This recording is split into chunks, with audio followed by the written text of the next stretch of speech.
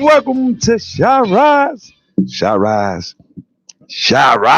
Radio. Get it right. Get it right. Man, I gotta get it right, man. My name is Robert Lee Ort Jr. I am here with my girl, Benita Asset. Hey, y'all. How you doing? That's how I'm supposed to say your name. Benita Asset. Bonita all set. Bonita all set. Well, it's going. First of all, you're listening to Shy Rise on Intellectual Radio, intellectualradio.com. And you also can catch the show on Spotify, Spreaker, which is Benita's favorite way to listen to the show, the audio. She don't like seeing our clothes, dress wear, or something like that.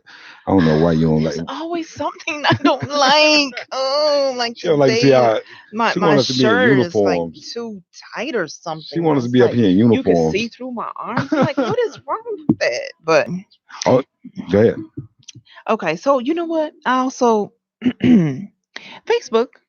I don't mind watching on Facebook Yeah, so so you don't much. mind. Not as much as Okay. iHeart, iTunes, Spotify. That's another good audio version. All right. I like Or you that. can go, you subscribe on YouTube to Intellectual Radio. You can catch all of the YouTube, all the Intellectual Radio shows on YouTube, live streaming. The call in number is 708-223-8953. Again, the call in number is 708-223-8953.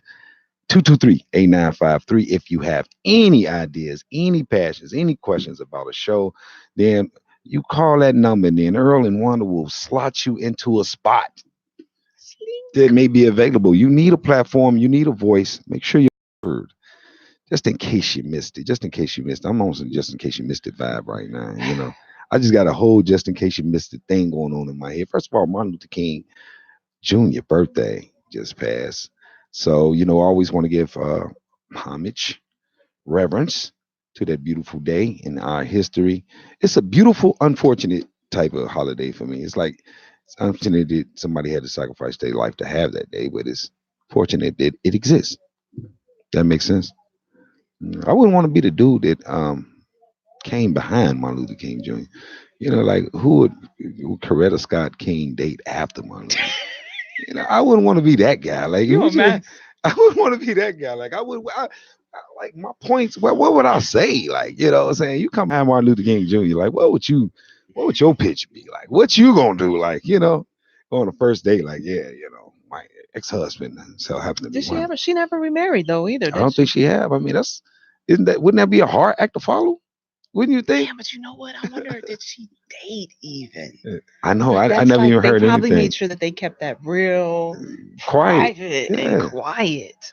Like, why would I mean? Who would you like? What would you say if you like? How I you wouldn't even step to know in her? my pitch. How would you step to Coretta Scott King after Be you found like, out? you know what's up, Coretta? Yeah, yeah. I just wrote a book. Like, you know what I'm saying? I just wrote a book. You know what I mean? I know she. This would be impressive. He had the a Nobel Peace Prize. Nobel Peace Prize. He wrote several articles, journal, Oh man, what's called the the one letter that to the Birmingham jail. yeah, you know what I'm saying? Fantastic, fantastic You know what? mind, I brilliant. think this is my first time ever even looking at it like Right, that. I mean, he was graduated from college when you were like And 15 years old. Like, what would you? Who? by the I don't time, know. Yeah, I'm just curious right, to know, like, how would you I think he follow? had a graduate degree by the time he was Oh, 19, or he was going to Harvard at I 19. know, I know, I know, I know. That's just how my mind goes. Like, how would you follow Martin Luther King? But Trisha Martin, how you doing? Jackie Williams, how you doing? It's Tanisha Orr. What's up, beautiful? How you doing? A lovely wife. Oh, And since you're doing Trisha, yeah, I shout just out to want to give Darren Adams, and Anthony McLean, hey, get some Charles shout Joseph, outs, man. and Shout I got outs. my DM. He's on the thing too. The the Your DM. Sean, Here's that the Sean, infamous DM. the The infamous. infamous DM Oh, guy. we gonna make him famous now. Deshaun Marshall, the Hmm. DM. Thank you for tuning in. I appreciate y'all. With go ahead, if you're tuning in, we got a special guest in the building. He's gonna be coming in the building. His name is Kelvin Easter, author of Success in 3D. Fantastic brother. Um, Traveled to Nairobi with him, so I really got to know him a little bit. He's a fantastic man. Great energy. So get your pen and pads ready, because I mean he just is a ball of knowledge. So he's gonna be coming on the show and blessing us with his vision, the vision of what he got going on. I wanted to ask a question though. want to ask a question. I love your questions. I They really did like trigger nice stimulating concepts do and that. ideas. I'm gonna Yeah. tell you what's been on my mind, and I appreciate the thoughts you said. But what's been on my mind lately is, you know, a little personal note. My mom has been, my mom was in the hospital last week. And she got out. She's doing well now. And it made me think of this question, a question that I had. Like, I'm gonna give a time frame. Just say like a week. If you had, for a fact, you had this timeline. You got a week to live.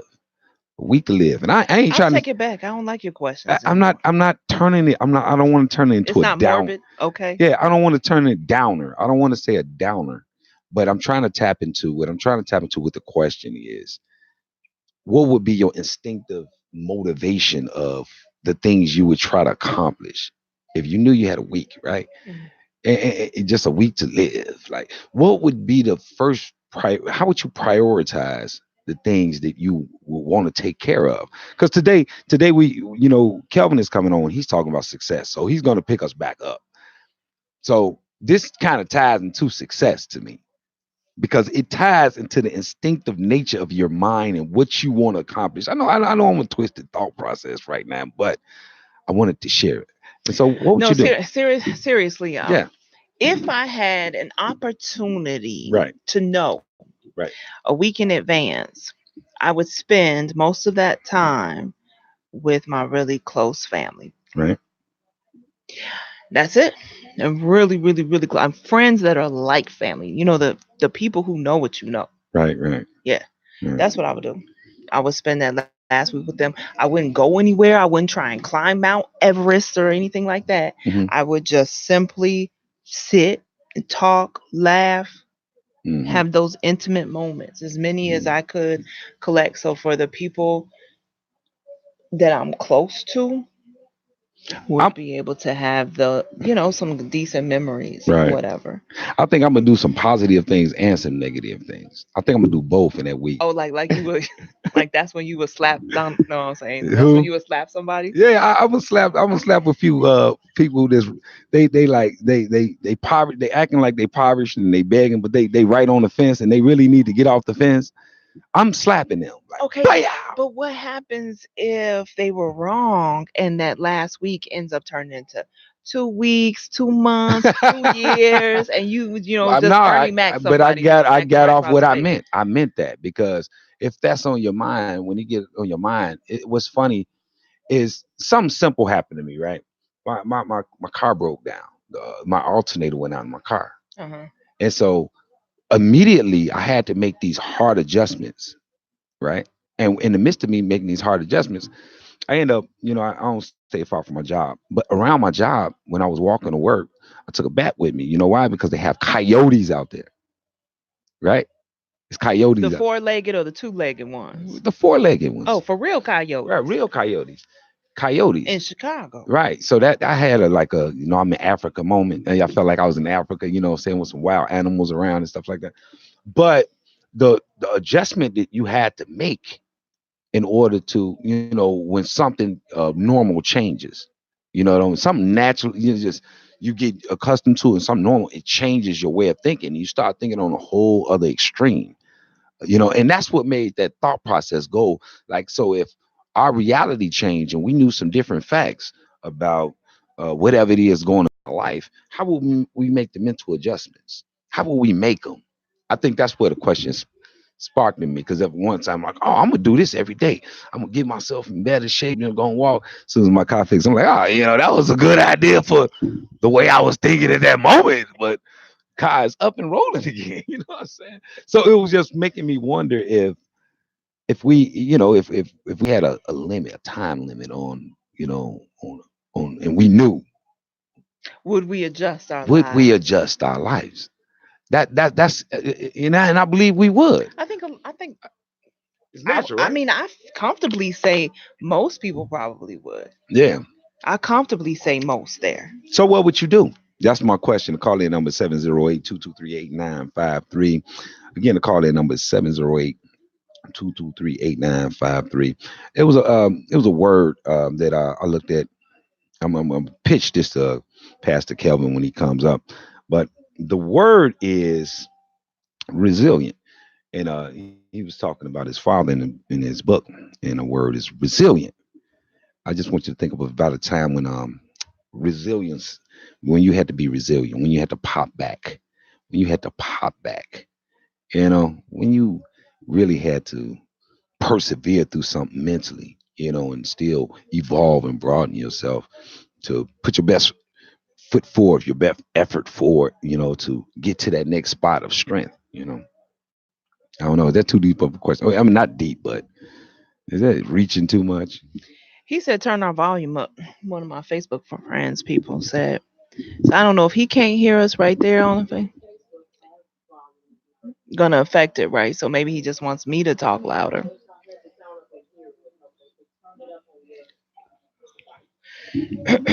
Yeah, turn it up on your device. How about that? get your.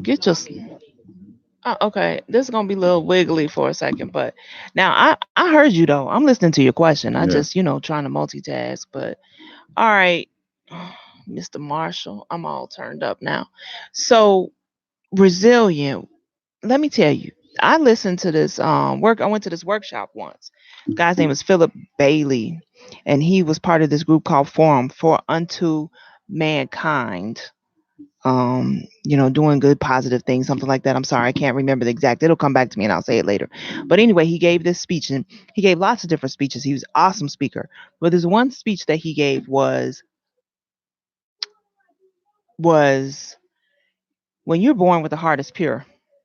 And he drew a circle on the board and it was empty. Hmm. And then he drew another circle on the board and he said, but every single time something that didn't, something that bad happened to you or whatever, it was Right. like another blemish. And then he put a bunch of different dots inside that other circle. Hmm. He said, now this is the kind of heart that you have. He said, and then after a while, you start building a wall up around this heart to protect it, but all those blemishes are still inside it.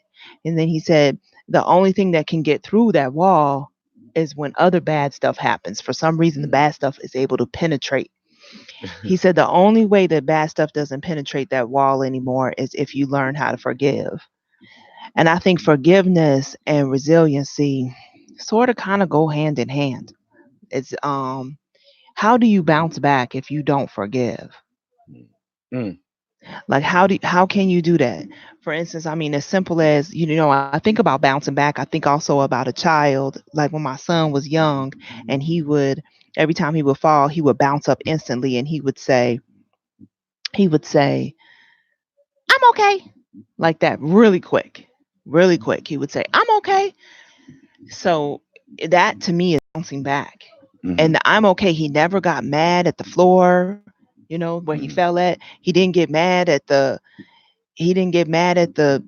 wall that he ran into. He didn't get mad at the person who bumped him. He literally would just pop up, I'm okay. Like he really honestly didn't even have time to forgive the person. He just kept it moving, just happy on life. So I Hmm. think sometimes if we can approach life with that kind of toddler mentality where, boom, you just rush through like it's all fun, it's all good. Like, yeah, you have to be logical and yeah, you have to be, but also I think that we need to incorporate those curiosity, loving, fun, toddler type moments with the I'm okay type of thing. And if you can approach it with that, I think that you can bounce back quicker Okay. Okay, that's good. and you can forgive quicker. But anyway, All right. On this other side of this break, we're gonna bring in our guest, Kelvin Easter, so he can spark us up with some energy. We just came in with all this deep thinking mode. We all in deep thinking mode today. oh yeah, yeah. Sometimes it happens in 2020. You got to be in some deep thinking mode. You ain't always giddy and giddy. Mm-hmm. Well, go ahead. What you gonna say? I'm sorry.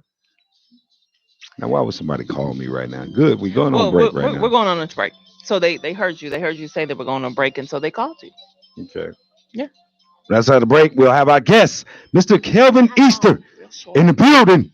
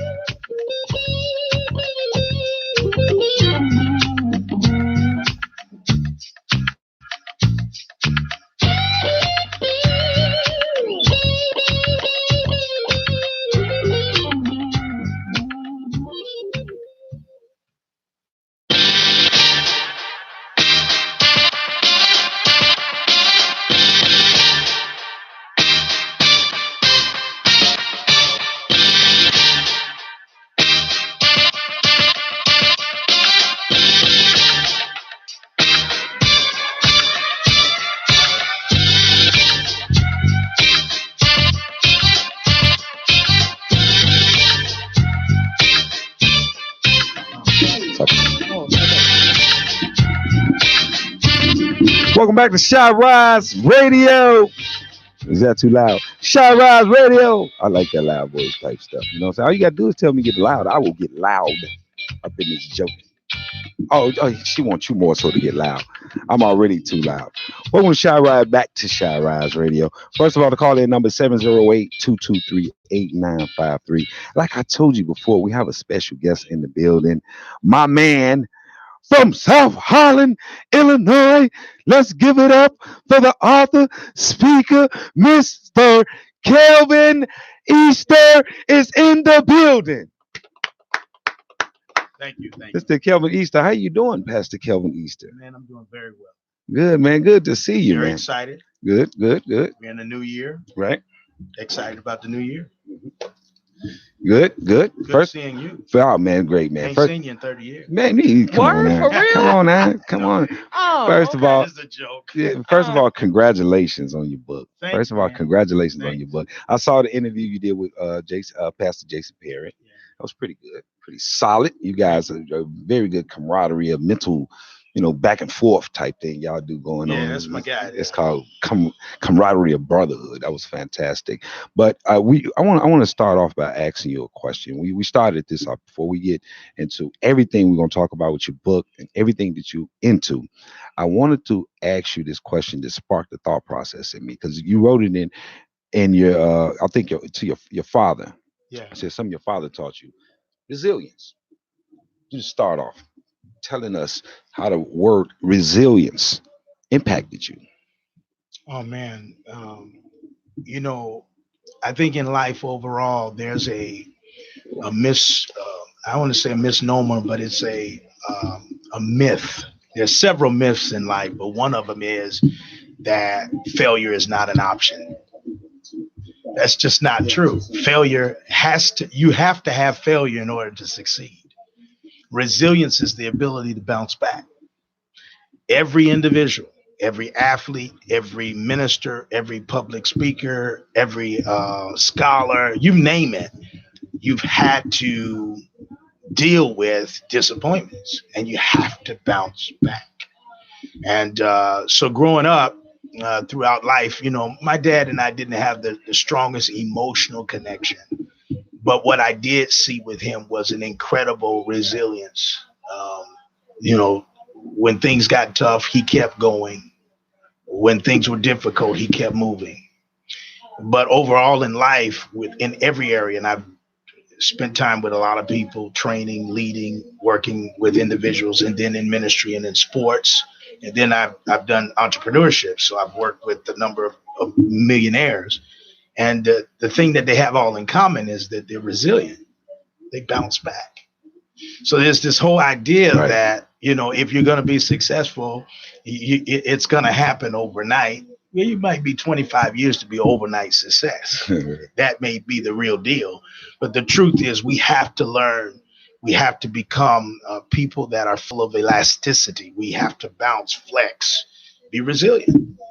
It's funny you said that. I think it was who was that? Abraham Lincoln. Mhm. Didn't he he lost a bunch of times. Oh, Like he had he- an incredible story behind him of failure. yeah, a failure. Mhm. He it was like he had 16 major um, elections that he lost Yeah. before he became president. Yeah, absolutely. And I remember being in a meeting recently. I do leadership meetings, and I was in this particular session with a number of women and men in the room, and one of the young ladies was talking about disappointment and some of the other things, and it was just as if she was saying, I failed. I can't do anything right, and this fear was all over her.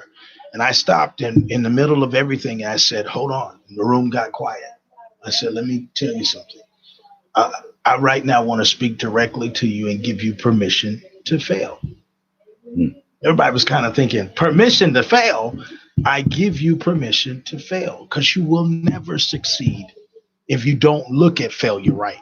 Mm. So resilience is an ingredient that's necessary to be an achiever. So, I mean, so fail. How do you fail right?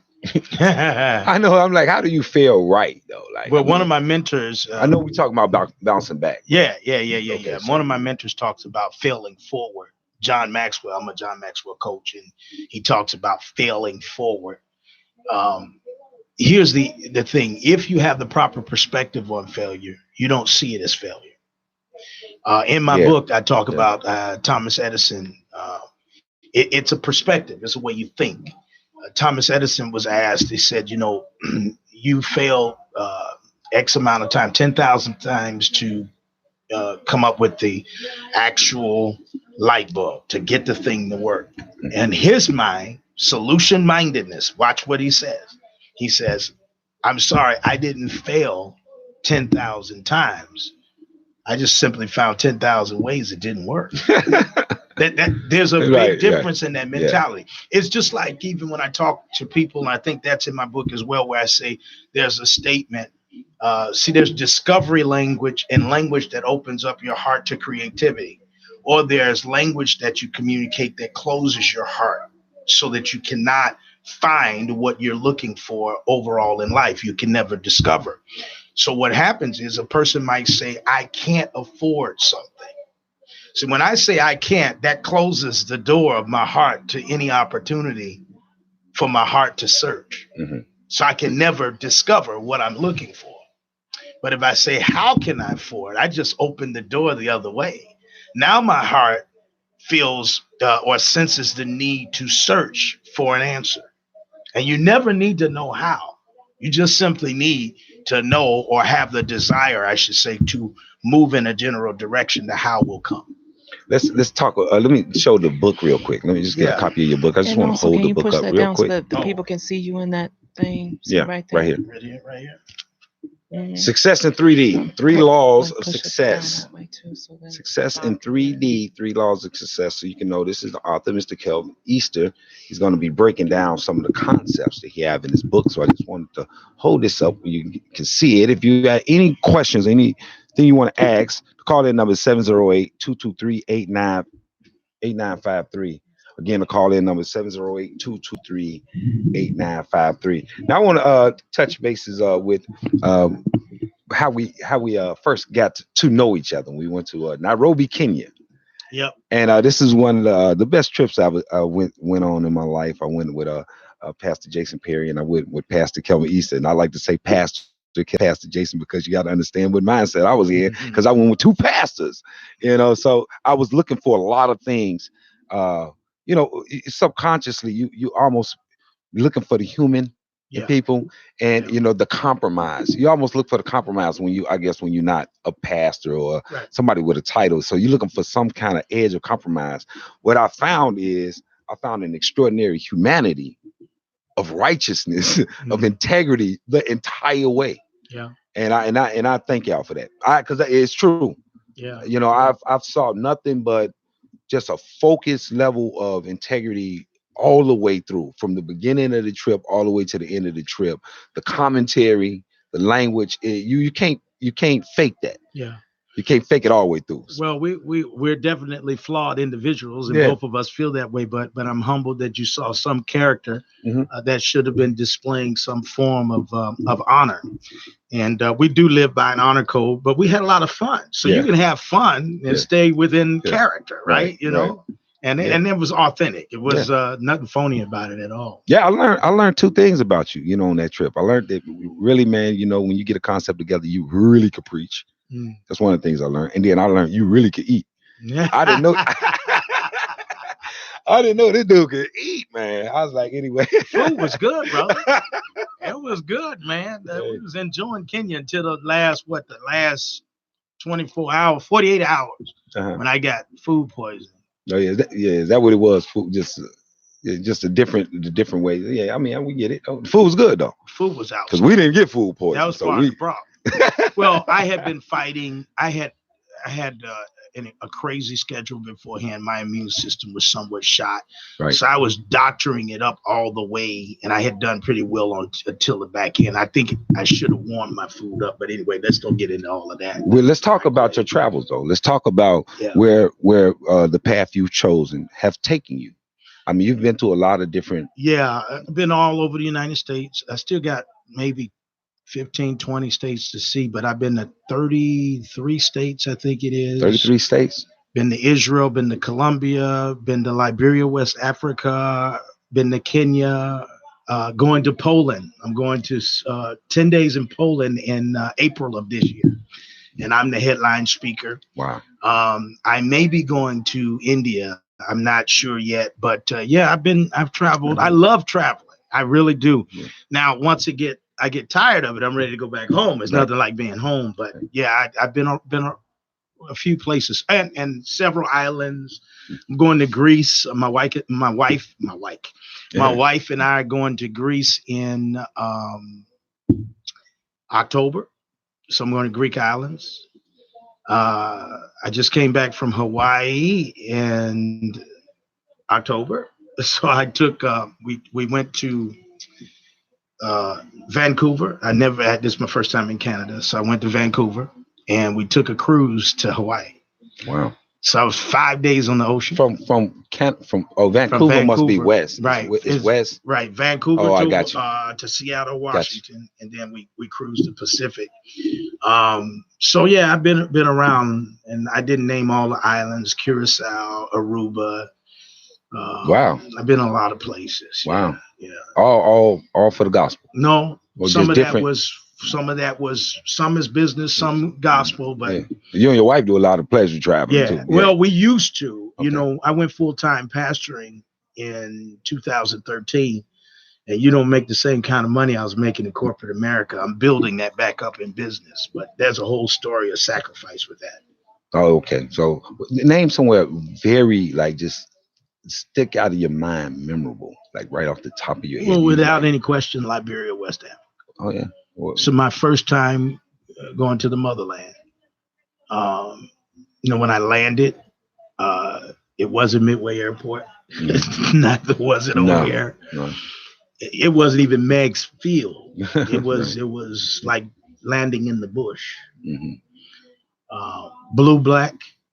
You know, it's just a total different experience for me. Liberia, West Africa, at the time that I had gone, was just came out of a civil war a few years prior to me being there. So the infrastructure was jacked up. It was just totally gone. And the poverty was incredible. But here's the thing, those people, the people of Liberia, West Africa were incredibly joyous, full of joy, full of gratitude, and they had nothing. Mm. They ate. I saw them eating as a community out of a bowl with rice and it was just, it's amazing. That's why we tell everybody you need to go out of the country.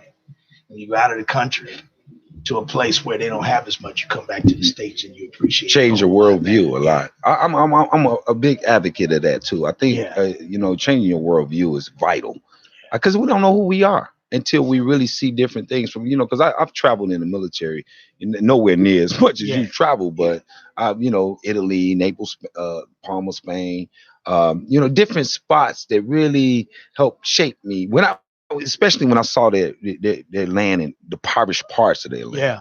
You know what I mean? When you see the impoverished parts of a land, that then, you know, even what you call it, mid-level of life could be, you know, or the upgrade of their life could be almost like a standard below what we're used to sometimes. Well, the statement is if you lived in poor places in the States, you're wealthy in a lot of other countries. Mm-hmm. And there is a degree of truth in that. You know, and just that was an incredible thing. But quite naturally, when I saw the water, you know, I didn't see the water like I saw Cancun. Mm-hmm. You see the water from a place of history.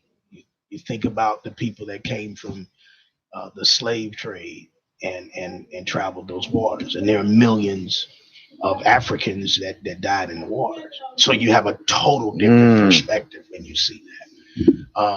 It's kind of surreal. It's kind of a lot of humility, a lot of thought, a lot of reflection when you do that. And like I said, I've been all over the world. I've been to Israel too, which that was an incredible trip. That was a ministry trip. Oh, really? Yeah. You do a lot of mentoring with men, right? Absolutely. Yeah. I mean, what's the name of Transform Men is the ministry that we have that's regional and will be national. We say that because that's the thriving vision with it. And we've had people come from 4 different states to some of the conferences. But back in the early 80s, I began to see the deterioration in Black culture.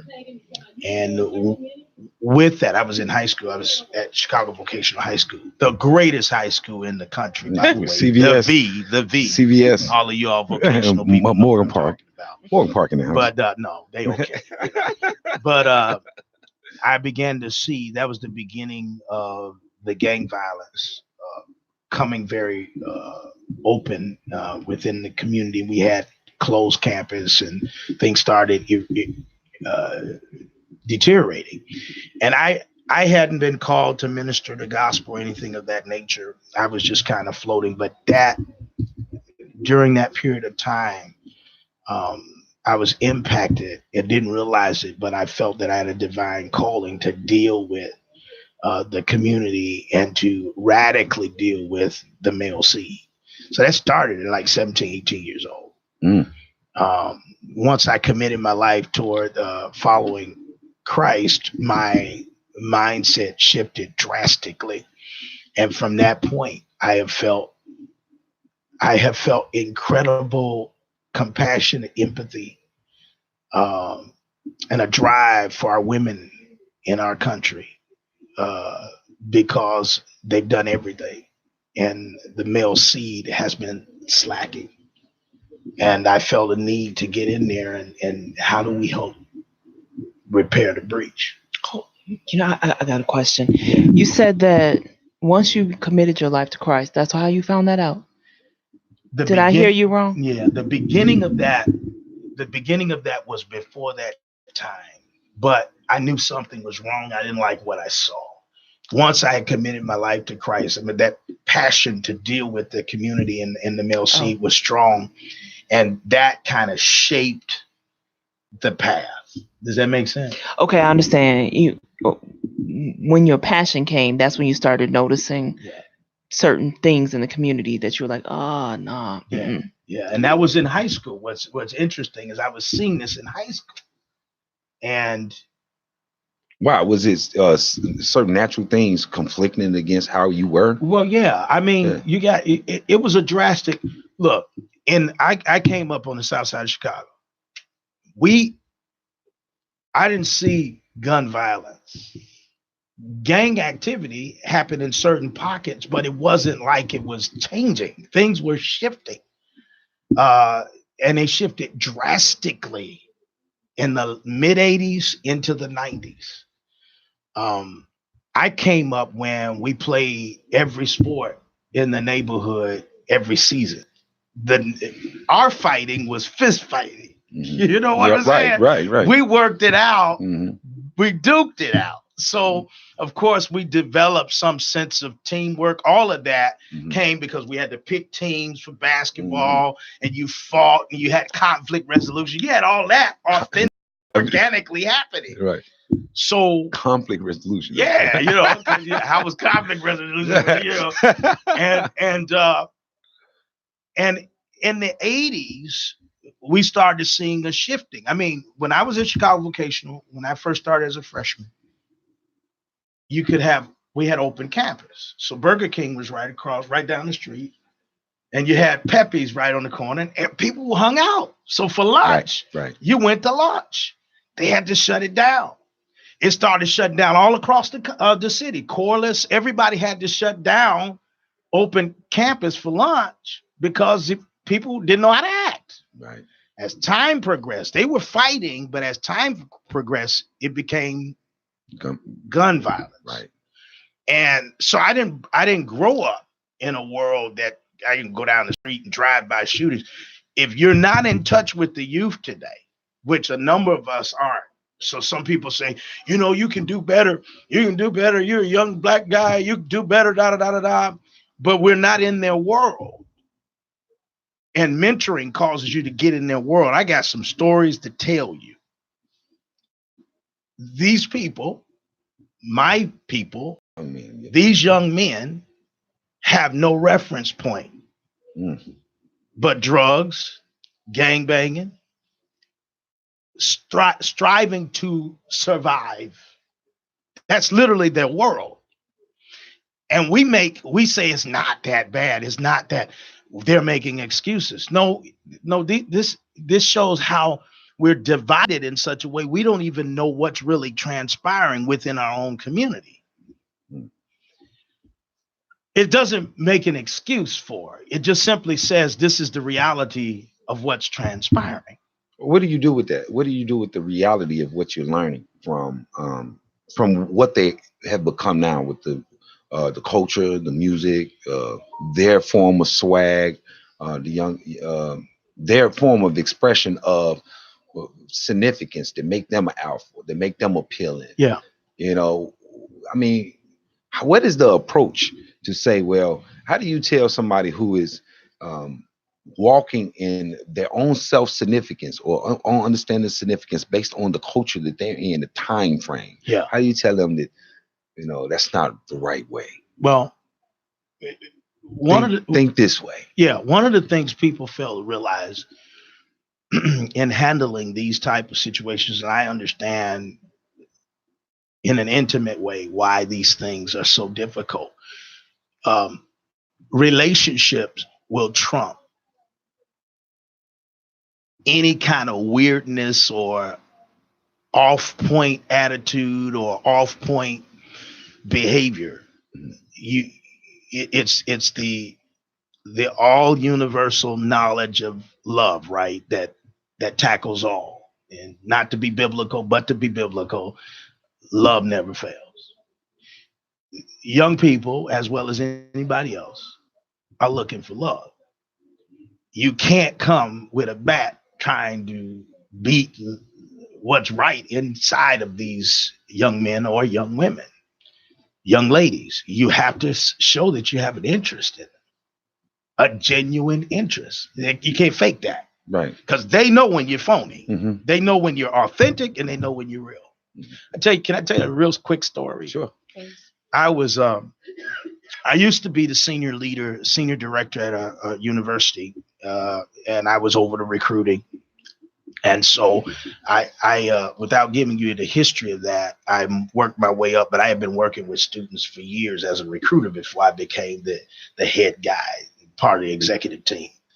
But I had a staff of 4 managers that worked with me in recruiting. I have staff about 20 recruiters, and then I had a administrative staff. And I would draw close to my staff members and their students. I'm just like that. I like to connect with people. We had a lady, I'll never forget this story. Just brings tears to my eyes. She was about 40 years old. She was trying to get her education, go to school. And she had signed up, got set in school, and then she passed the test and she was ready to go. And all of a sudden she drops out of school. So they came to me, one of my recruiters said, hey man, you know, such and such who you help, because process you're helping them, and she's laboring trying to pass the exam and do all this so she goes to school. So I sit down with her. I said, let me sit down with her. I sat down with her. She says, look, you know, with tears in her eyes, I got a 15-year-old. And the other day I came home and some guys came to the door, and I was like, what are y'all doing? And they were dealing with him with drugs, to sell drugs. And she was like, I can't go to school. I said, what do you mean you can't go to school? She said, I'm trying to save my son for the streets. I can't go to school. I said, what are you going to do? He's 15 now. You can't be there 24/7. You work a job. What are you going to do? She says, I know, but I just can't. I said, look, do you think your son would talk to me? You think that I could have a word with him, conversation with him? Yeah, I don't know. I think he would, maybe. I said, call him. So she called him, and I had a conversation with him.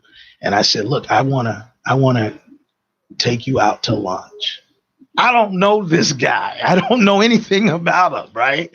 But I have a passion for the male seed. So I said, let's set the time. Now this is way off I don't get paid to do this. Right. So we set up a schedule.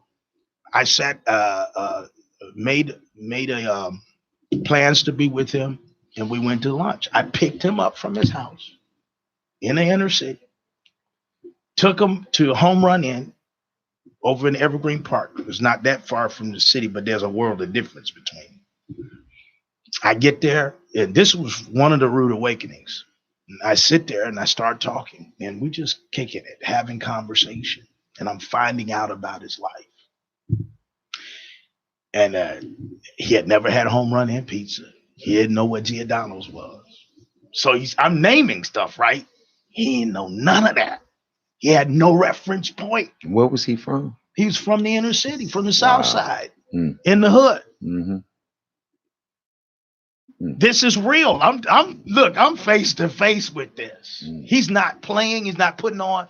The more I asked him, the more I discovered his worldview was none. His life was stuck with a radius of few blocks. That's his reality. But I took out the time. I didn't know his name. I didn't know he existed. Yeah. But I took out the time to spend time with him. Now we lost track. I don't know what happened. I wished I could keep up with everybody.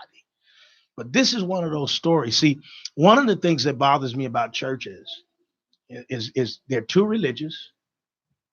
They're too judgmental. There's not enough love or understanding, and people don't want to get in the trenches. See, I'm not a title person. Mm-hmm. Call me apostle, call me pastor, whatever. I really don't care about that. I want to do the work. I want to help people. There's a big difference in really wanting to help people, because that means you're going to have to roll up your sleeve and you're going to have to get dirty. Tell you one more story. Can I tell you one more story? Sure. Guy that would tell you, he would tell you. And see, all of this is my passion in this book I wrote. Gotcha. Why I wrote the book. The name of the book is Success in 3D. 3D. Kelvin Easter. Yeah, that's right. 3 Laws of Success. There's a young man I know, he's now just made 50. He was in his 30s when I met him. And he had a situation come up, a domestic situation. And because I won't mention any names or anything of that nature, he loved his wife intensely. He found and discovered that his wife was cheating on him. And this is a black man that had no record, no criminal record. He calls me. This is when I'm working as an executive. He calls me at 2:00 in the morning. He says, in heat, I'm down here, gives me the address, tell me where he is. And he's getting ready to go do something that he will regret. Packing, whatever. I said, don't move. You stay right there. I got out of the bed. It's 2 a.m. Mm-hmm. I got out of bed, put my clothes on, called one of my other guys and said, meet me at this location. And we talked him off the cliff. Got to his house, glass was everywhere because he was so angry. He will tell you today we saved his life. You see, 2:00 in the morning ain't preaching over a pulpit. Yeah, that's right. That's right. that's rolling up your sleeve. Today he'll tell you he would have had a criminal record on him. He works now for the state. He works for that aspect of the criminal justice system. But somebody paid a price as a man to look him in the face and say, it's going to be all right. And we walked him to health, to the point that even though he and his wife had gotten a divorce, he was able to take her out to breakfast, look at her in the face and say, forgive me. I forgive you. Mm. The point I'm bringing is that authenticity in life is necessary to connect with hurting people. You can't act like you're better, because even if I got it good, it didn't come probably easy, and it could all be taken away overnight. And everybody has reason for, everybody has pain, everybody has a story. I wanted to ask Benita real quick because you touched on something real quick about Moses when he had a moment of awareness about masculinity. You remember we had that conversation and he was talking about Moses, his instinctive understanding when he felt like something was just, that's it's not very masculine. You- okay. You're not talking about today. This No, this is a while ago.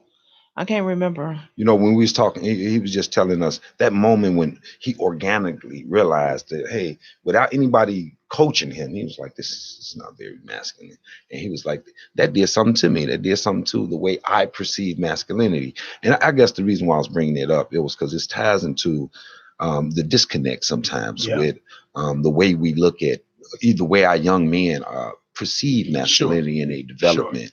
And I wanted I want to segue that into a question that I had, basically about what do you run into with the younger generation that's thinking differently about Christianity? Especially a lot of young black men, they're beginning to Yeah, try to find what you call spirituality in yeah, this. yeah. Let me. This is interesting that we're having this dialogue.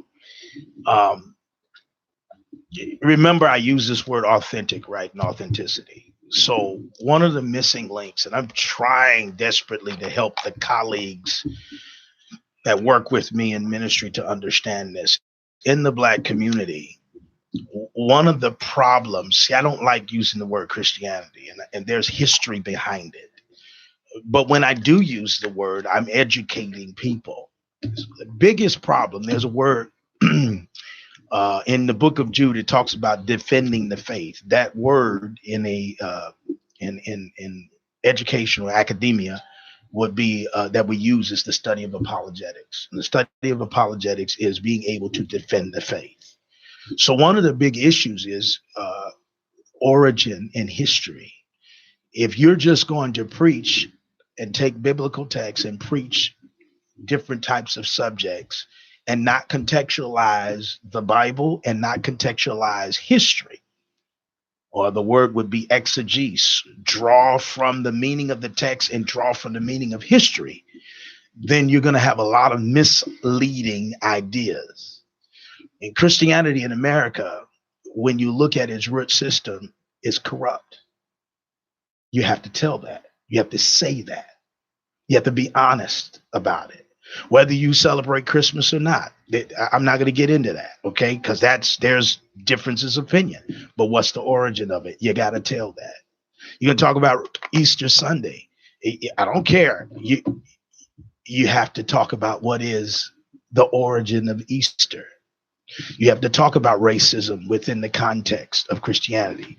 That's what's happening today, the divide with the evangelicals. And right now, just because President Donald Trump has his views, or the Republican Party, about abortion and various other aspects, that means that he's anointed. That doesn't mean he's anointed.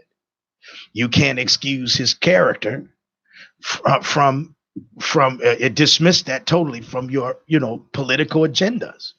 There are reasons there's a huge divide in this country, and white America doesn't want to talk about it, and they don't want to talk about it in the pulpit. And then black America is deciding that it's no big deal. It is a big deal. It's a big deal more so for people of color because of how we got to the United States of America and all the lies that have been perpetuated. And don't get me on this because it's deep. You own it already. It's deep. I am, Yeah. right. Yeah. No, This is Just Mercy. Incredible movie. I went to see it. We're fasting during this time, but I got some cheap tickets, whatever you want to say, and I felt that I should go. But I bawled when I left the movie. I couldn't walk out with everybody else. I went out the back door. My wife, I said, I'll meet you at the front. I went to Queen and Slim. I bawled in the movie because it's real stuff. That's the real scenarios. These are real deals. And I'm like, why don't you all stop writing movies like this? But they're trying to educate and tell the truth about what's the dynamic. In both movies, you're in a no-win situation. That's real. I walked away from there realizing, though I have had a police officer pull out a 357 and knock on my window. I've had that happen. Okay. Scared The Jesus at out of me. But I've had that, and I've had other types of issues come up, but I haven't had it's the grace of God. You can't say because I'm a good man, because I was raised well, I'm an educated man, and therefore I'm not going to have this happen to me. That is just not the reality of a young black man. It's not. You could be at Harvard and you can be, it won't even matter.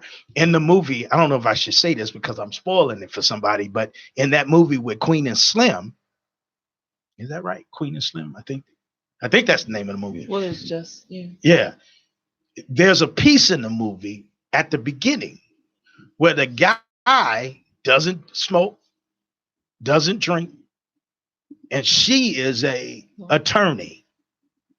But you never hear, there's a reason that they wrote that like that. It shows you even the person that's trying to do well, they lost their total identity beyond what happened at that car. You never heard anything. She was an attorney. And you never heard that. You just heard they were fugitives, or not fugitives. What is it? Outlaws, Bonnie and Clyde. My point is this is the reality that is not understood in America. And here's why it's not understood. It's because the educational system has brainwashed all ethnicities. So many white people are not prejudiced. I mean, not racist. They are prejudiced. But many black people are prejudiced. Yeah. But the reality is we've been educated to be that way. And we don't, it takes humility to crawl up under the door to have the conversation. And people don't want to have the conversation in church. Leaders don't want to have the conversation in church. And so young people are not dumb. They right now searching the internet. They're trying to piece together the tapestry. But when we tell the truth, then we can make our way into not having an excuse, but making it clear. These things did happen. They used the Bible to put people of color in bondage. That's right. That's right. That's the truth. Say something, Benita.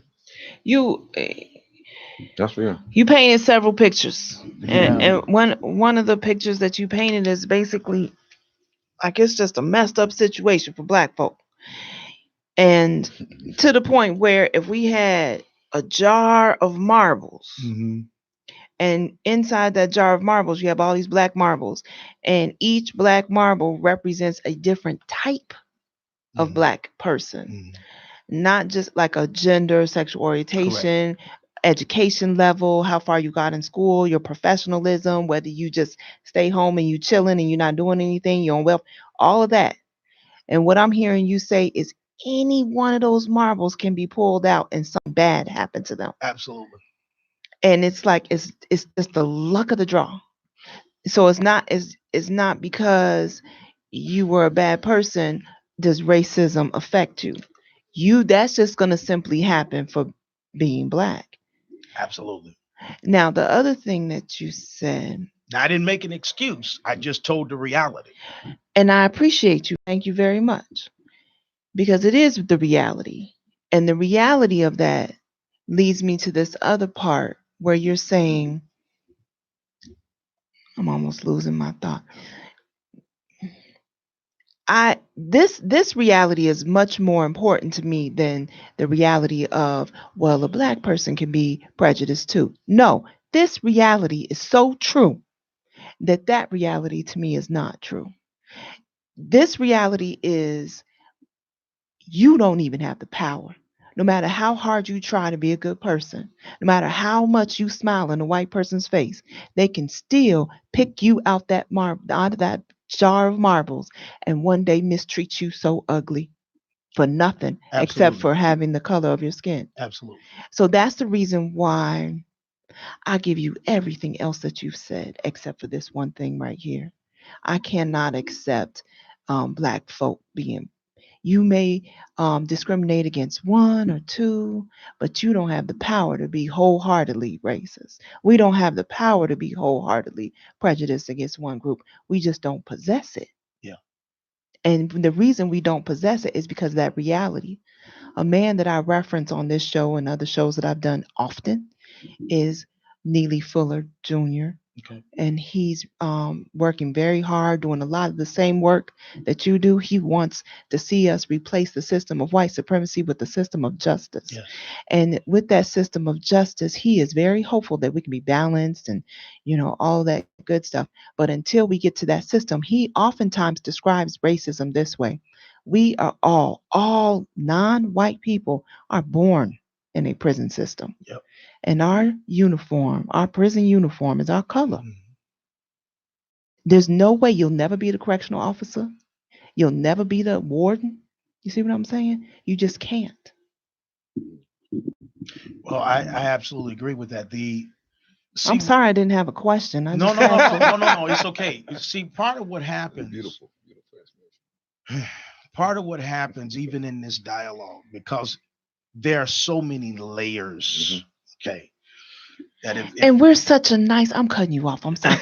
We're such a nice and good people. well, we're We are forgiving people. we are so forgiving. And we are so, and I did start this day off. I did start this night off with us being that resiliency to me is forgiveness. And so I think that we need to figure out ways on how to continue being that kind of people. Mhm. Because I'm not suggesting that we stop being that kind of people. Sure. I love that about us. But I think that we need to figure out a way where we can do that and still not forget. Yeah, I think that's very important, and this would be great for another conversation as we go forward, sometime in 2020. But obviously, you guys keep having a conversation, which is really good. There's one individual that explains racist that it's impossible, and I agree with this thinking process that really black people can't be racist. Now a lot of people don't like that. They say, that's not true. You can be prejudiced, but to be racist, you have to have the system. You have to have the power. You have to have the economic power and all of the other the governmental power. All and all 9 areas you of do. activity. You do. Right. And Across the world. if you don't have that, the only way I could be racist if I owned a company and white people or Hispanic people, other people within that organization, right? Well, if I owned a company, I have the right I can create laws within that company that oppress my workers. Okay. Well, see, and the reason why I don't even like that analogy is because there'll be somebody who will point out a specific person. They'll say, "See, look, Oprah, she can be racist. She owns blah blah blah." But that's a lie. Sure. And the reason it's a lie is because this is a global problem. Yeah. One company does not harm white folk. It just doesn't. Right. What you're talking about is the entire systematic global problem. My statement is to show that people how non-reasonable it is to say that black people are racist. Right. And I'm trying to use a microcosm to say, if you wanted to try to find a way, you'd have to find it here. And just like you said, now that's like trying to find a needle in a haystack, because the truth is that doesn't exist. That's not reality. I'm sorry, because I think I did cut you off. So okay, my brother, you were about to say, even if. Yeah. So you're trying to paint the pictures, because again, you got to remember this. It's hard to have this dialogue with the masses of people. Why? You're pulling the race card. I'm not. I'm just trying to tell you the reality. I'm just stating the fact. I'm just trying to state the fact. That's how you feel. I had one of my own, right? One of my own leaders make the statement, says, I've never felt racist. I've never experienced racism. I looked at her like, you're okay, let me help educate you. Okay. You can't be black in America and not have experienced racism. You might not have known it was racism, but you have experienced, because the system has a thread in it that goes through that deals with racism. So the passion that I carry, and one of the reasons I wrote this book, even though it reaches any color, is because I really have a passion to see us arise within our capacity to begin to own, to begin to do, because that's a key to us becoming the people that we really are in manifestation. We need ownership. We need to be more aggressive in not looking outside for an answer, but we have to realize that God, the creator of all things, has actually made it possible for us to be creative, to be proactive, and to not have so many excuses on why we can't win. Now, don't get me wrong. At the end of the day, you're going to come back and say to me, well, what about Black Wall Street? You can name the communities that, and we can also name the destruction. Oh yeah. Okay, so I got a question. Yeah. So how can Black folk use their strength in order to help achieve justice? Or how can the strategies that you provided in your book help us to achieve justice? Great question. I love Brian Stevenson, the story behind Just Mercy. He just did something on Fresh Air too. Maybe you could check that out. It was pretty good. Oh, did he? Yeah. Well, I'll have to check it out. The first thing I think is taking personal ownership to manage me. This book is about managing yourself. You can't manage things. You can't manage anything. There's two things you need in order to change in life: self-awareness and self-management. Okay. There's several things you need. I get you. But if I'm not aware, what I'm not aware of, I cannot change. What I'm not aware of, I cannot manage. The hardest person in all of life to manage is me. I've been management in several capacities. It's not ethnic division, problems, whatever. All of those things happen. But at the end of the day, I got to decide how I'm going to respond. Okay. But trust me, I've been in a lot of crazy situations, and you have to learn with wisdom how to respond. So the first question is, can I be the king over my own soul? I have to manage me, which is a challenge because we've been traumatized. That's another story that I can get into when you talk about the dynamics of the heart. When I say the heart, I'm talking about the human soul, the way it's made by God. We store trauma just in the human race, period.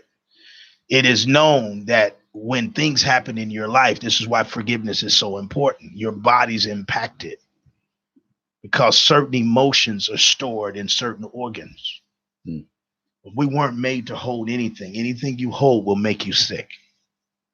That's spiritual and naturally. Isn't that philosophy sometimes challenged, though, when you say manage yourself? It challenged in a way of seeming to be dismissive of what goes on around, what is going on in our society sometimes. When you start by saying, hey, look into yourself. Like no, it's like the question that she just asked. There's never just a single answer to any of these issues. Right. There is a plethora of ingredients that go in to the fight. And, from respecting yourself to respecting your brothers, to what does that look like? How do I do that? How do you do that with the injustice? If it wasn't for Christ in my life, to be honest with you, the more I excavate, the more indignant, it's righteous indignation, the more angry I become because the half hasn't been told. When you go do your own research, you read, and I'm a reader, you find out and excavate the truth. You mine the truth. You discover the truth. You said you mined it. It's because of the love of God that I'm not a bitter Black man. I go back to the Constitution. You can go back to Native Indians. You can go back in the roots of this deal, right?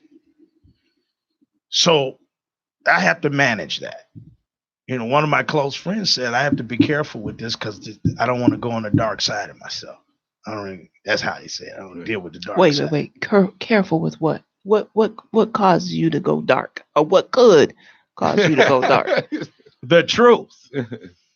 That's real. That's real. So first you manage yourself, or first you manage yourself, right? What's next?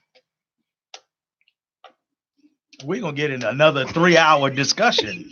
No, come on. We need the 10. We need the well, 5-point program real quick for the people because we don't have that much time. Let's at least plug January 25th. Yeah, January 25th. Talk about when your book Saturday signing is. My is. book signing. This Saturday. Where is it? Okay. And it's gonna be in Dalton. Oh man, I bring the address. I think I got it. Right. This is the second book signing. I'm on a kind of a tour, if you want to say that.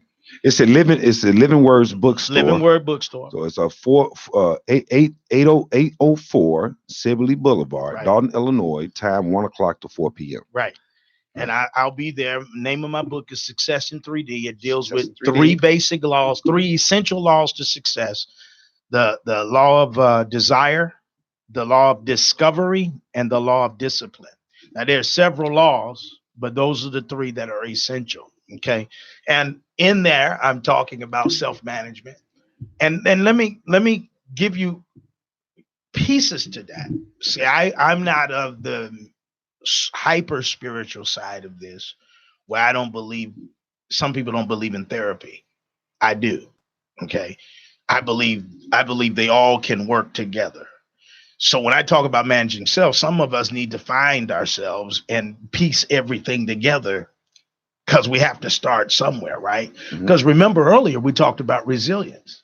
Well, if we're gonna fight, and we're not gonna fight alone, but we're gonna fight. If we're gonna fight, we have to have enough in us to be able to be resilient. Well, you do have to study yourself so that you can manage.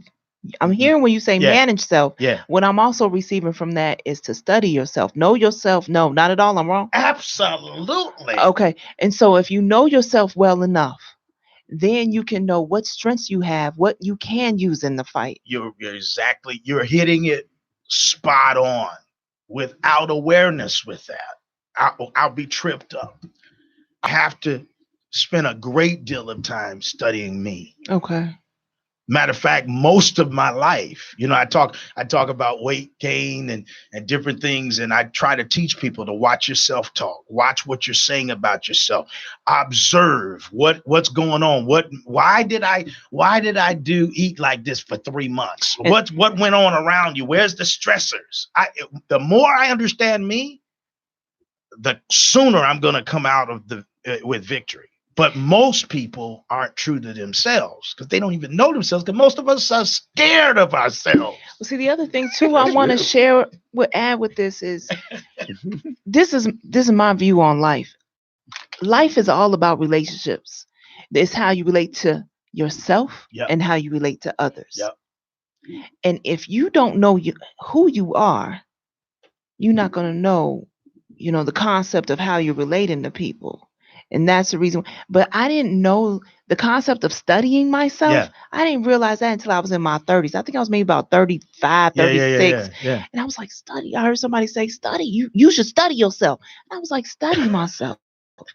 And I love the fact that I know that now I'm teaching college. And I literally just yesterday, I said to everybody at the school in the class, I said, okay, well, you're going to do a self-study. We're embarking on a self-study. And it's going to start with this. It's going to start with that. It's going to start with that. And I feel you a whole 100%. Yeah. It's like really important. Yeah. Like if you have to start there. You have to. But I wish that I knew when I was 18, 19, 20 or whatever. How old were you when you first learned how to click the decline button? I don't know who that. Okay. So when did you first learn how to study yourself? And can you give us some of the things that you would use to study yourself? Yeah, because I was studying myself. I got a D. I had got a D on the test. Well, I probably was in my 20s when I discovered this, because it's all discovery. And it came about by being involved in so many different entrepreneurial environments, which created the interest in studying. So I started reading books. I got books. I should have stock. I'd be a billionaire if I had stock in all of the bookstores. But somewhere in my 20s, that I came to that awareness. And since that time, I have been on the quest to understand me better. Now, that's a biblical pathway. That's a biblical paradigm. The two greatest laws of Scripture, Jesus said, was love the Lord thy God with all thy heart, thy mind, thy soul, thy strength. Love your neighbor as you do yourself. So it's a triangle. Love God, love me, love person, people. Now, without that triangle, without the individuals in that triangle, with me missing one of those, I am going to be malnourished. Wow. I cannot overcome what I just told you within our community. When you look at history, and the more I mine and excavate, the more I discover, makes me blood angry. But I filter it through the love of God. If I didn't, I wouldn't be able to love some certain people. Are you getting angry at yourself, or just the blood angry at what's happening to our people, or angry at the truth not being told, angry at how we're looked at by the elite white, because not all whites see us that way, angry by the history of America and the very fact that the truth is why we're so prosperous. So you're angry at lies? Yes. Okay. The lies. And I'm not angry at a white person, a Hispanic person, a black person. I'm angry at the fact this stuff, I didn't know about Black Wall Street till I was 40. You know, when I was asking my class to study themselves yesterday, I gave them a little tiny snippet of the beginning of that. And it was just telling a story about yourself. Like, that's where I wanted them to start. Like, who am I was the question. And I told them a quick little story about one of the things about myself. Mm-hmm. And it is learning all about all this Black history at 8 years old, and then going to school and the teacher saying, okay, we're going to learn about Black people tomorrow. I'm in this school in South Dakota. I'm the only Black person in the classroom. I'm so excited. I'm like, yes, finally these people are going to know what I know. And it ended up being a paragraph on Martin Luther King and slavery. And I've been pissed ever since, you know. And what I'm saying is, you know, that paragraph is the lies. Yes. And the paragraph, what's a funny, I think it was Samuel Jackson say this. You give us a month. That's a paragraph. The reality is, look, all the old school money, that came off of our back, Black people's back. Our ancestors. I want to do something. You got about 5 minutes. Yeah. So I'm going to give you your rapid fire type of answers. Yes. Okay. Explain the power of meditation and the significance of the heart of a man. Human beings were created to interface with God. In interfacing with God, every thing God has, when I say every quality, let me say it that way, every quality God has, we have, except deity. God thinks, man thinks. God wills, you will. God desires, you desire. God talks, you talk. God senses, you sense. Jealous. God has imagination, you have imagination. His jealousy is different than ours, but there is a statement that he is a jealous God. So all those things I just said, God hears, we hear. God talks, we talk. God imagines, we imagine. God thinks, we think. So when he designed mankind, he designed us to be his express image in the earth. The primary incubator for that is man's heart. The heart was created for eternal purposes, meaning anything that gets in the heart is not designed to shut off, is designed to work. Now, it sounds crazy, no, but here's the reality. One of the reasons the scripture constantly says, guard your heart with all diligence, is because the heart was divinely connected to never lose and to bring to pass whatever gets in it. Because we were created to work with God alone.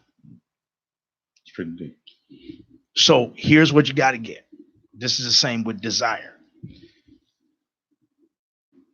Your heart is as wide as God is. Your heart is as deep as God is. The height of your heart is as high as God is. What do I mean by that? In order for him to have fluid expression, there must be capacity for that. That's eternal capacity. So what we fail to realize is that the real problem with humanity is his heart. That's why God goes after the heart. Racism will never be fixed. Prejudice will never be fixed without a changed heart. You can legislate righteousness all you want, but if your heart is evil, if your heart is dark. So meditation is something we do without scripture. It's something we do as human beings. You never do anything wrong without meditating. You never do anything without first that comes to pass. Worry is meditation. Question. Life is not hard. Life is easy. What makes life seem so difficult is the way we feel. Yeah, Explain you that. saw that. Explain Yeah. that. That's a big thing. I've had some of my leaders say, what? Everything in life was designed to work. Every day, the sun rises where? In the east. If the earth is on rotation. If we moved a little bit to the right, we burn up. If we moved a little bit to the left, we'd freeze. Everything's precise. All laws that govern life consistently work. There is no failure in any law. If you believe, and I do, in the scriptures, in the book of Genesis, God says that Adam, if you do X, Y, Z, the day you eat off this tree, you'll surely die. What did he mean? It meant that you were going to live on your own and have a convoluted heart that would live in conflict. And it would be the conflict of your own heart that would stop you from succeeding. We're programmed, now listen very closely. We're wired for success, but programmed to fail. Meditation is the software where we program our intentions.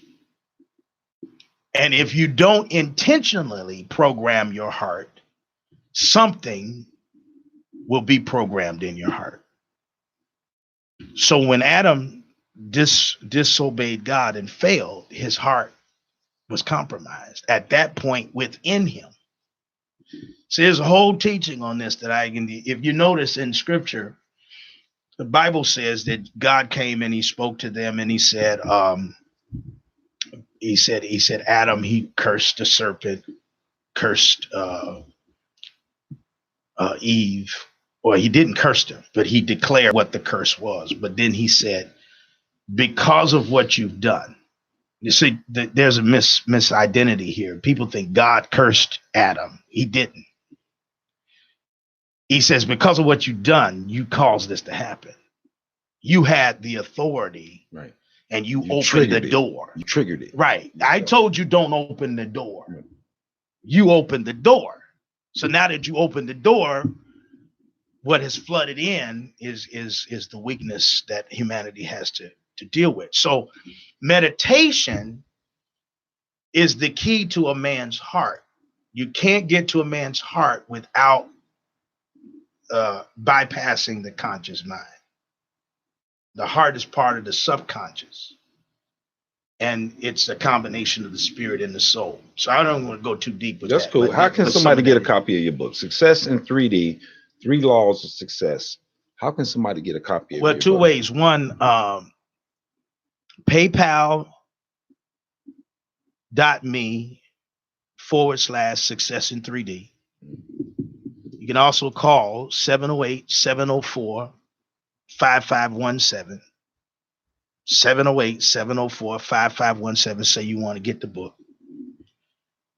Follow me on my feed, right? And we'll ship it out to them. We're still working on our website and some of the other things, but those are a couple of ways that they can get it. So this Saturday you have a book signing, Living Word Bookstore, 804 Sibley Boulevard in Dalton, Illinois. Mm-hmm. Time is from 1 o'clock to 4 p.m. Congratulations on the book. Congratulations on sharing your passion with us. Yeah, man. Well, you started me on another track, man, which I think is still edifying. Mm-hmm. But I wrote that book to help people to start thinking. It's not an exegete of scripture. So I didn't write it that way. But a lot of things that people talk about, that New Agers and different things, there are false ideologies in certain areas. But the truth is there's truth everywhere. And you'll find those truths came from God. And a lot of people over spiritualize things and don't realize the answers are right in front of your face. So I wrote that book to spur thought. That was my intention. It could have been a huge book because I got a plethora of stuff in me to teach, but I didn't want to do that. I felt my heart the Lord directed me as I was writing it to be a catalyst to thought, and then the what's next comes behind it. Oh, you came on Chi-Rize because you needed a bunch of nugget talk points. Now you got a whole hour and a half full of them. You understand what I'm saying? So you always gonna be able to go to these archives.